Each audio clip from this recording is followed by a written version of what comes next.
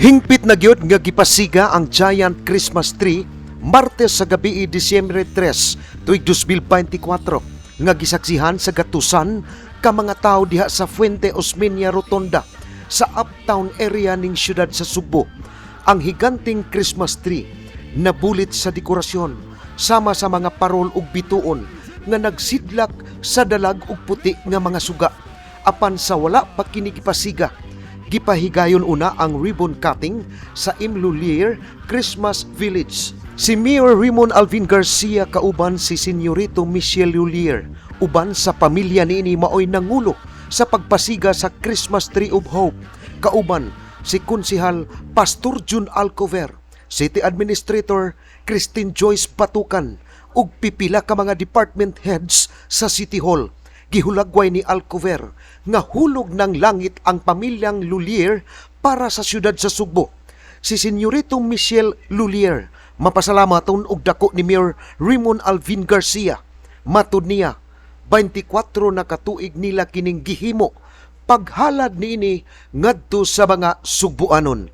Ang among pagsugod din 24 years ago, humble beginnings. Pagsugod na mo dire, di pa rin pareho kataas din mubog pa. Unya doon ay pa'y reklamo na nga naman kami may gitagaan. Pero makita ninyo na 24 years na nilabay na pamay gihapon. Si Mayor Garcia mapasalamaton sab sa bagang duot sa katawhan nga nitambong og nisaksi sa maong kalihukan. Nasayran nga 24 katuig na ang milabay dihang ang iyang amahan nga si Kanhi Mayor Alvin Garcia maoy mihangyo ni Senyorito Lulier nga magbutang og Christmas tree sa Fuente Rotonda. Today, 2024 or 24 years after,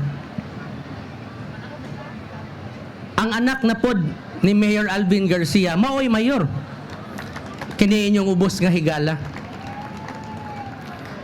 And then I requested them nga man nga ang inyong ibutang usara man ka Christmas tree.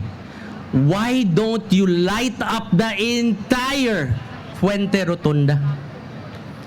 Mauto akong hagit nila. O garon, just like 24 years ago when they did not say no to my father, they did not say no to me as well. So from the bottom of my heart, I am very happy and I'm very grateful to the Lulier family.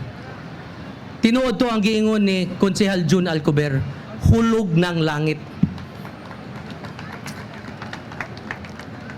Falling, the heavens falling on earth for the city of Cebu. Human sa kalihukan, ni Mados dayon ang fireworks display nga may giatngan sa publiko. Kini ang balita. Ray Pasaporte, Cebu City News.